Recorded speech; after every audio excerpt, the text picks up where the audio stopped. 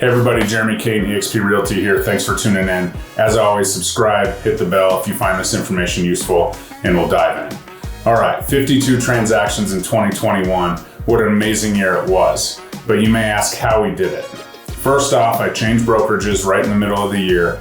That didn't have a whole lot to do with the number of transactions, but it definitely added some more work to my plate as we progressed through 2021.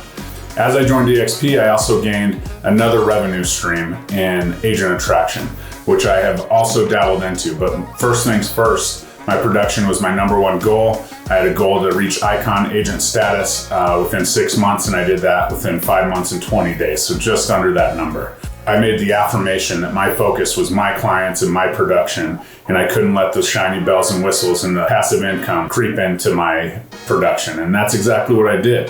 So by the numbers, you may ask, okay, where'd all these come from? Is there some secret? Is he paying for Zillow leads, things like that? So let's dive in. I had 14 past clients or past client referrals. So that's a client calling me back that I had worked with in the past to sell their home or help them buy another home, or a past client that said, hey, Jeremy's a great realtor, and sent me a new client. So that's under the past client referrals. Next, I had 7 agent referrals. This is a big one, very important to me, to build relationships with other agents.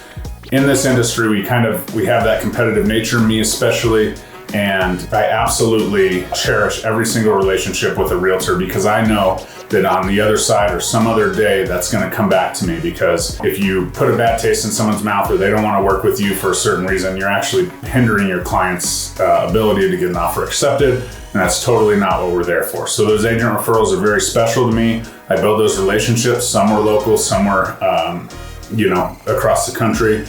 But absolutely, those agent relationships are important, and those networking events with agents absolutely do help you build a reputation and allow you to get offers accepted, maybe in the highest, competition versus, somebody else that they don't know or maybe had a bad taste in their mouth. So absolutely, agent relationships are super important. The next was lender referrals. I only had one of those this year. Lenders often get pressed a lot to, provide referrals, since a lot of it's, agent to lender referrals. But I'm proud of closing one deal, and actually my client was the lender. So that's super awesome. Thanks for that, for sure. And then sphere referrals. I had 17 sphere referrals. So that's somebody that I've known in my past, that I've come across with, that I've kept in touch with, that's on my marketing, drips and things like that. I had 17 sphere referrals, so very proud of that, keeping those relationships. I always tell people I grew up here in my local market, Lakewood, Colorado, and I moved away to Fort Collins, which is another market I served for 4 years. I moved right back to the Denver metro area. So we all know that geographically is one way to keep in touch with your sphere, but it does take work as far as keeping in touch on social media, calling, hanging out, things like that.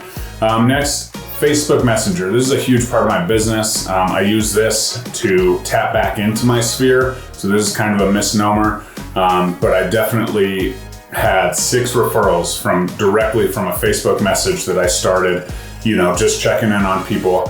When you do this, be very careful not to be super intense, like, hey, I'm a realtor, do you want to sell a house? Because that'll eliminate the conversation and they'll close it and they won't chat. So I typically start with, hey, how are you doing? How are the kids? How's business? What are you up to these days? Where are you at? All those questions that lead into the conversation of what I'm doing and how I can serve them. So absolutely, Facebook Messenger is a huge part of my business and always has been. Next, I had 2 paid social media ad clients, which was super great. I started this pretty heavy-handed at the front of the year, and by this time this year, I'm only spending $100 a month on Facebook ads, and that's mostly to my sphere and things like that. Next, I did 2 personal real estate deals, super proud of that, building my own real estate portfolio. I purchased a duplex with my wife, and purchased a short-term rental in the mountains, which was a dream of mine, with my wife and sister and brother-in-law. So that's super awesome. We're getting the ball rolling, and those are all income-producing properties, but 2 of those 52 were actually personal deals, which is a great, benefit to being a realtor, that you can, get a commission, apply it towards deals and things like that. You can do a lot of different things there. Next, I had 2 sign calls, which is great. I was lucky enough to have 25 listings out of the 52, and I turned 2 sign calls from this year into buyers this year. Can't thank those clients enough. but old school signed call marketing is still very important in their space. And then finally, I had one family deal, which was my nephew bought a home, his first home, which was super awesome. He's a Mile High champion, so that's great. That's my 52 deals in a nutshell. So next we need to celebrate. And as we celebrate, we can talk about the math and go from there. So let's dive into the math. When I do the math, typically it's a great celebration. I'm so excited I met my goals. But at the end of the day, I do the math for this year to set my goals for next year. So the first thing I do is take total volume divided by the transactions, which equals my average sales price. So I'll use real numbers here just because it's easier. 26.441 million divided by 52 transactions gives me an average sales price of $508,480. We'll put that number aside. Next, we'll dive into total GCI divided by transactions equals average transaction commission. So that is $558,558, which was my GCI, which I'm so grateful for. Divided by 52 gives me an average commission on each transaction of $10,741. Average transaction commission divided by average sales price equals average commission percent. This is important when you're figuring out how many homes you need to sell for the next year.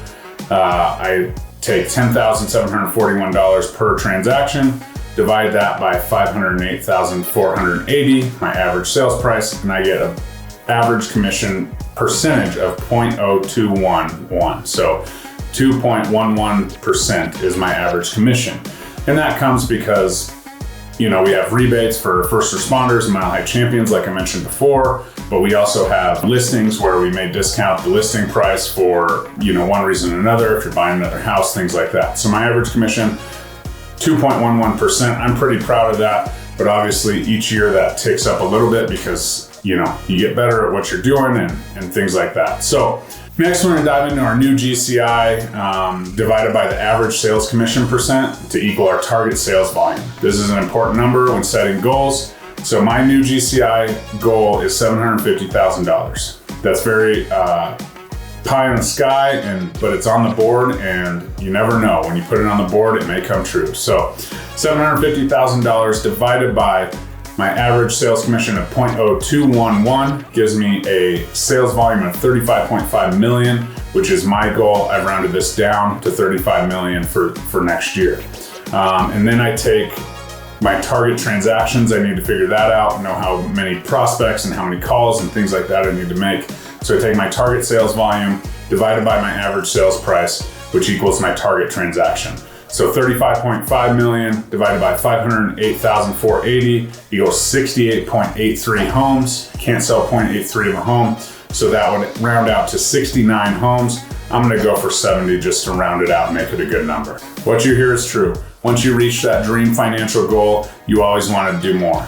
I look back at all the money that I've made and the money that I hope to make in the future, and there's so much good I can do. Obviously, set my family up for generations of success is definitely a goal of mine, but also all the money I can give back and help those people in need and donate to, the right charities. I want to donate $10,000 to charities over the next year. I also want to donate to a program that EXP has, which builds homes in third market countries. So I'm absolutely going to do that on a transaction basis. So my goal is to give back $15,000 to charities that I didn't give to this year. And I hope to do that through my goals, through my visualization. And when you look back at 52 transactions, it was a lot of work. I'm working very hard to systematize my production side of my business through KV Core and great tools offered by EXP. But I also know that it comes with taking care of the clients and doing the right thing. So if you're interested in learning how I did it and how we can build a plan for you, never hesitate to reach out. I want you to do one deal a week in the near future. And absolutely would have never thought that was possible without the visualization. I write letters to myself yearly and put things on the board and put things in front of my face. And absolutely my goals and dreams did come true this year. And next year we're just only gonna build. So look forward to chatting with you as always. Thanks for tuning into the Realtor Playbook. We'll talk next time. Bye-bye.